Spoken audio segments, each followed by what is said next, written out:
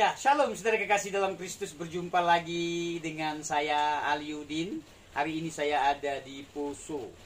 Nggak main-main, saya ada di danaunya. Ini danau Poso di belakang saya. Dan ada di sebelah kanan saya terbentang danau Poso yang indah, sangat luar biasa. Cantik, pemandangan indah luar biasa. Tetapi sayang sekali karena hari ini baru selesai hujan. Jadi mendung, cukup mendung. Tadi hujan cukup deras. Jadi pemandangan kurang bisa kita lihat dengan baik. Saya menyapa Anda, saya ada di Poso, Sulawesi Tengah. Saya berjumpa dengan seorang bapak yang sangat luar biasa. Dulu yang sangat kejam, dulu sangat sadis bapak ini. Dulu bapak ini membakar banyak gereja, membakar pembunuhan terjadi sangat luar biasa di Poso. Tetapi sebelum kami berbicara lebih jauh, berbincang arahnya ke situ, saya mau tanya. Ya silakan Bapak, dengan Bapak siapa dan bagaimana dulu waktu di Muslim. Kebetulan Bapak ini agamanya juga dulu Islam.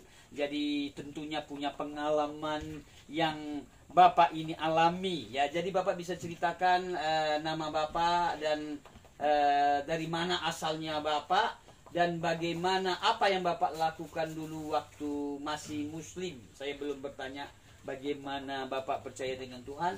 Bapak hanya menjawab bagaimana waktu Bapak dulu Muslim, apa yang Bapak lakukan. Dan silakan bisa perkenalkan kepada pemirsa, orang-orang yang menonton kita saat hari ini. Silakan Bapak. Ya, nama saya Pendeta Muda Suparman Ahardi. Saya lahir dari keluarga Muslim di kota Poso, dan Poso adalah salah satu daerah yang pernah konflik SARA, konflik agama, dan saya terlibat dalam konflik itu. Dan di saat banyak orang membakar gereja, salah satunya saya juga ikut terlibat dalam pembakaran gereja, rumah-rumah ibadah orang Kristen, karena waktu itu saya belum kenal Tuhan. Waktu kerusuhan itu apa yang Bapak lakukan? Ya, karena kami waktu itu namanya perang SARA, nuansa SARA. Jadi dari kedua keyakinan itu mempertahankan masing-masing imannya, dan masing-masing tidak senang dengan iman yang orang lain. Dan waktu itu banyak juga masjid dibakar, dan kita juga bakar gereja juga, bakar rumah-rumahnya orang-orang Kristen yang ada di kota pada waktu itu. Namanya perang yang nuansa SARA. Saya dengar Bapak membakar gereja juga dan bahkan rumah-rumah ya? Iya, betul. Karena situasinya waktu itu orang yang terlibat dalam kerusuhan pasti ikut semua waktu itu. Situasinya waktu itu. Jadi setiap hari bawa parang gitu? Ya, namanya situasi perang, ya dengan sendirinya mempersenjatai masing-masing dengan segala macam persenjataan. Saya dengar banyak sekali yang mati. Itu bisa ceritakan sedikit, katanya banyak mati, di mana-mana mati, orang-orang mati bergelimpangan. Silakan bisa ceritakan sedikit. Memang pada waktu itu memang tidak diekspos, tapi kenyataan di lapangan memang terjadi begitu memang. Karena orang, kalau namanya perang antar kelompok itu tidak seperti perang SARA, perang antar agama. Kalau perang antar kelompok itu masih hitung-hitungan, masih pikir-pikir. Tapi kalau berbicara tentang keyakinan, mati, orang akan berani walaupun mati sekalipun. Itu adalah perang mempertahankan iman. Ya, bagaimana Anda melihat katanya mayat-mayat banyak di sungai atau di kota, atau apa dia bisa ceritakan sedikit? Ya, situasinya pada waktu itu memang kelihatannya masa itu sudah tidak bisa dipisah dalam jangka waktu berhari-hari bahkan berminggu-minggu, sehingga banyak korban pada waktu itu. Ya, seperti saya katakan tadi bahwa korban itu bisa saja terjadi karena masing-masing mempertahankan iman. Bukan mempertahankan soal kelompok, perang kampung atau apa, tapi kalau berbicara tentang iman, mati sekalipun orang berani. Kenapa Anda punya pikiran seperti itu? Ya, pada waktu itu, mati. Di saat waktu itu kan, di saat saya belum kenal Tuhan juga, kekristenan di mata saya itu adalah tidak baik. Kekristenan di mata orang Muslim di tengah kota waktu itu adalah orang Kristen itu tidak bisa memberikan contoh, arogan, pemabuk, dan hal-hal yang tidak baik. Itu pada waktu di saat saya belum kenal Injil dan mengenal Tuhan.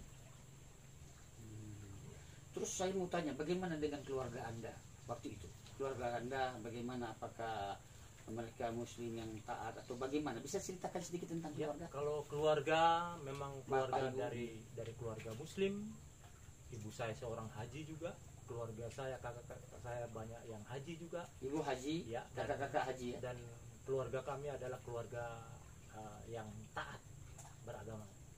Taat Islam, beragama ya. Ya. Nah, terus saya mau tanya ini, bagaimana perjumpaan dengan Yesus waktu itu sehingga bisa meyakini, mengimani, "Ah, inilah Yesus Tuhanku." Bagaimana itu? Bisa ceritakan Oh, sedikit? awalnya saya kenal Tuhan karena melihat mujizat. Tapi awal dari itu, di saat kami masih ada di Kota Poso sebelum kerusuhan terjadi, Tuhan pertemukan dengan seorang perempuan, pacar saya waktu itu, dan kami pacaran 10 tahun. 10 tahun pacaran ya. Pacar saya itu adalah seorang Nasrani Oh. dan saya seorang Muslim. Hmm.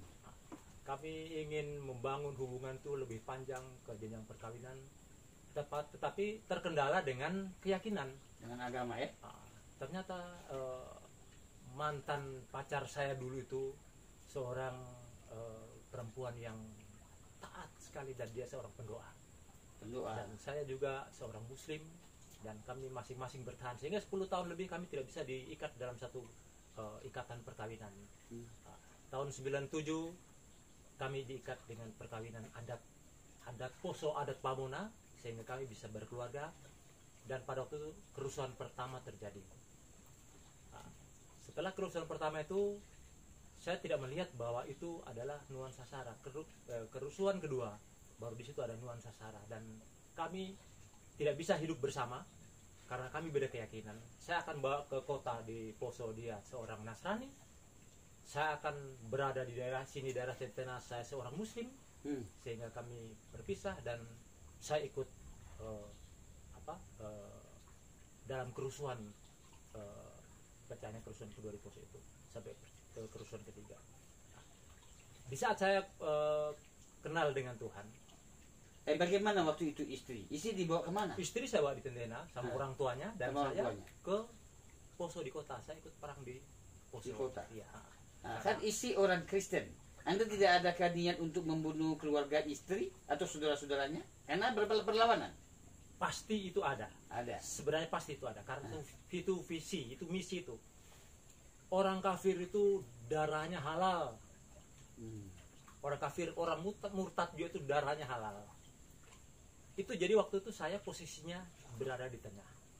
Nah, dan saya tidak tahu, itulah Tuhan kita yang ajaib, yang saya tidak pernah melihat apa yang Tuhan mau buat dalam kehidupan saya. Satu kesaksian, di saat setelah habis kerusuhan itu, kami pindah ke satu daerah, tepatnya di daerah Kota Luwuk, karena saya tidak bisa hidup di Tentena dan dia tidak bisa hidup di kota. Kami ke Luwuk. Setelah dari Luwuk, baru kami tinggal di Tentena. Awal perjumpaan saya dengan Tuhan adalah karena saya melihat mujizat. Tahun 2002, istri saya, dia kena kanker payudara. Kanker ya, kanker payudara. Oke ya. Dan dari pacaran dia sering menginjili saya. Tidak henti-hentinya dia menginjili saya, memperkenalkan Yesus, memperkenalkan Isa Al-Masih. Menceritakan tentang Karena dia Isa, seorang Nasrani yang tekun sekali. Nah, pada waktu itu saya tidak bisa menerima. Tapi di saat 2002, di saat istri saya kena kanker, di saat dia menginjili saya sudah enak, sudah titik nadir saya yang terakhir. Sudah enak ya. Dengar tentang Yesus itu saya sudah jelas. Maka saya tantang dia. Kalau Yesusmu bisa menyembuhkan kau punya kanker payudara, saya angkat tangan, saya bilang. Karena saya yakin, siapa sih yang sembuh kanker payudara? Saya selama hidup saya tidak pernah lihat orang sembuh dengan medis, dengan terapi, operasi kanker payudara itu. Kayak seperti kita potong batang pisang, habis dipotong 2 jam tumbuh lagi. Saya tantang dia, kalau Yesusmu bisa menyembuhkan kamu, saya angkat tangan. Tapi saya yakin tidak mungkin. Itu dulu mujizat itu. Terus bagaimana dengan istri? Istri saya tetap semangat. Dia nanti kau lihat nanti bagaimana Isa Al-Masih itu, sedangkan orang mati saja dia bangkitkan. Oh, istri bilang begitu ya. Cuma ini dia bilang, orang pendarahan dia bisa sembuhkan, orang yang buta bisa melihat. Saya bilang saya tahu itu, tapi itu dulu, sekarang sudah tidak ada. Tapi dia bilang sekarang mujizat dari dulu sekarang sampai selama-lama tetap ada. Maka saya buktikan, proses selama 2 tahun lebih dia menderita kanker payudara. Puncaknya 2006, puncaknya penyakit itu berakhir dengan cara pecah kankernya pecah. 1 bulan kemudian dia mukanya sudah pucat, sudah kehabisan darah, dia sudah tidak bisa tidur. Saya mau bawa ke rumah sakit, dia tidak mau. Dia bilang kalau saya sembuh dengan medis mendingan saya mati saja. Oh, dia bilang gitu ya. Kalau saya sembuh dengan medis mendingan saya mati saja. Nah, maka proses itu dialami. Saya biarkan dia ada kamar tertentu untuk dia berdoa, dia menangis kepada Tuhan. Saya tanya, kenapa kau menangis? Ya, saya harus menangis seperti saya minta dengan Bapak. Amin. Saya harus merengek-rengek sama Bapak. Sekali waktu nanti Bapak akan iba lihat saya punya air mata. 2 tahun kemudian pecah kanker payudaranya.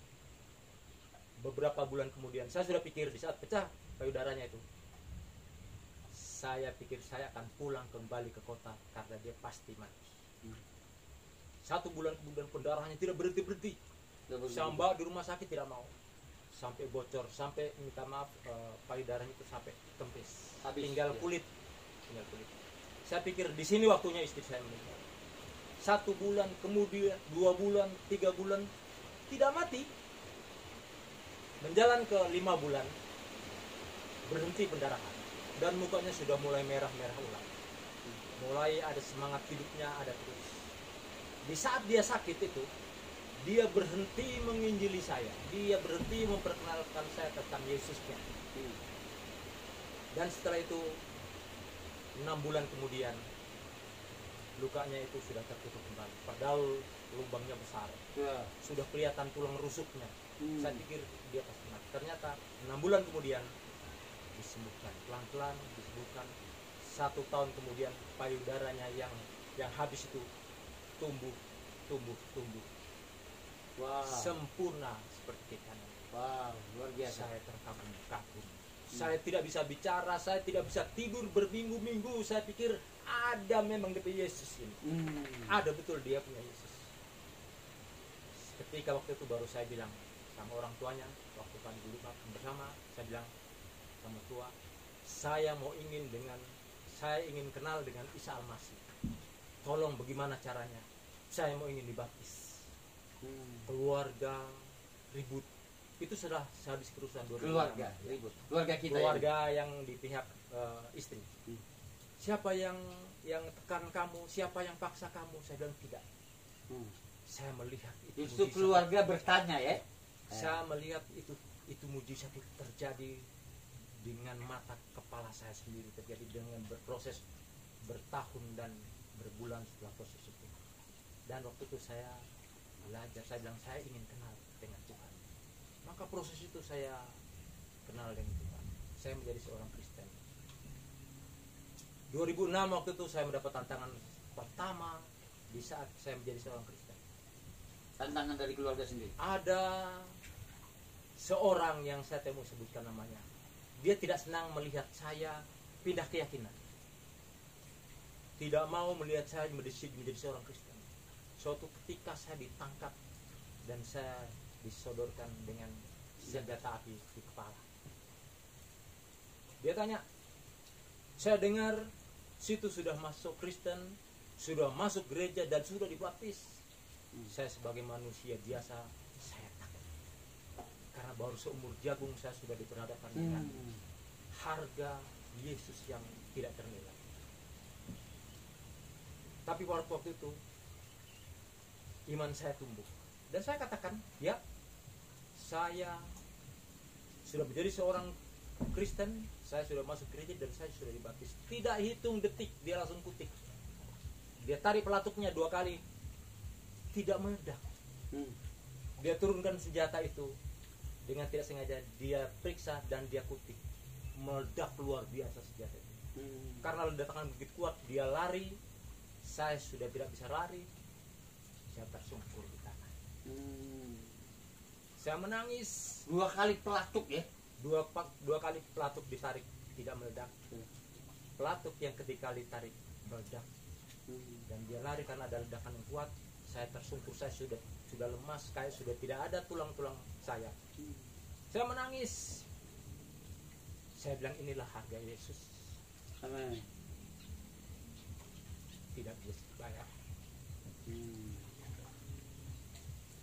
Tapi dengan keadaan itu, dengan saya sudah diuji dengan harga Yesus, saya harus menjadi seorang Kristen. Kalau dulu di sana seorang militan, saya menjadi orang Kristen, jangan cuma Kristen yang biasa. Saya harus menjadi seorang Kristen juga. 2012 saya sekolah pendeta. Oke, sabar dulu. Waktu menjadi percaya dengan Tuhan itu, bagaimana dengan keluarga yang di Muslim? Apa reaksi mereka? Ada tantangan kah atau apakah? Silakan. Keluarga saya di Muslim adalah keluarga yang cukup bijaksana dan mengerti, karena mereka pikir iman atau keyakinan itu adalah pilihan. Saya mengucap syukur punya keluarga Muslim yang bijak dan mereka masih ada di proses. Oke, lanjutkan silakan. Dan setelah saya sekolah pendeta, saya harus melayani Tuhan. Saya menjadi seorang pendeta, saya punya niat, saya harus membaca, saya melaksanakan amanat agung Tuhan. Amin. Pergilah beritakan Injil. Amin. Saya tidak menyangka dulu yang saya seorang yang tidak kenal Tuhan menjadi seorang yang mengenal Tuhan, menjadi hamba Tuhan, menjadi seorang pendeta dan membawa banyak jiwa. Saya membawa jiwa dengan materai baptisan, sudah ratusan orang saya baptis. Saya kepada Tuhan. Ratusan Dan orang ya. Tuhan pakai saya selalu luar biasa. Saya pelayanan di mana-mana sampai di suku-suku terasing dimanapun Tuhan tempatkan. Saya setia melayani Tuhan sampai sekarang. Amin. Wah, Bapak Ibu yang kasih, luar biasa ini perjumpaan saya dengan Bapak kekasih ini. Luar biasa pengalaman dia yang begitu kejam membakar gereja. Saya sebelumnya sudah mendengar bagaimana pembunuhan itu.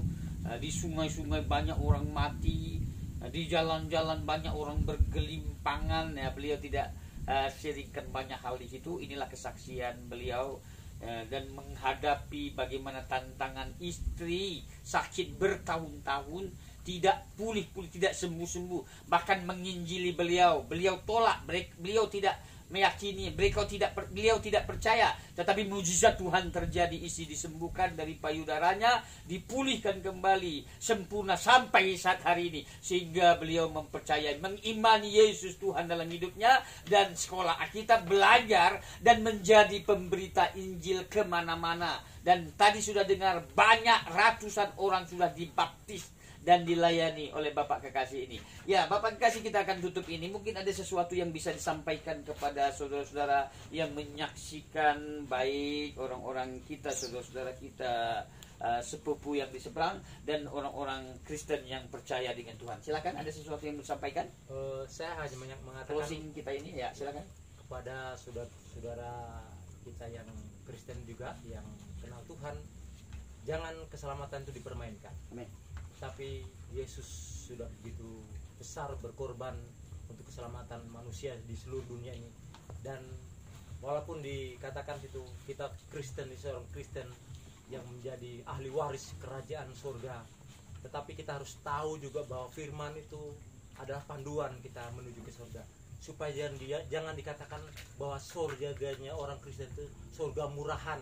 Kita harus sungguh-sungguh dengan Tuhan melakukan firman. Jangan kita dikatakan juga dalam firman banyak yang terpanggil, sedikit yang terpilih. Berarti kita harus tahu apakah kita di golongan orang yang terpanggil atau cuma yang terpilih atau bagaimana. Karena di situ juga dikatakan orang benar saja hampir-hampir tidak masuk ke dalam surga, apalagi dengan orang fasik.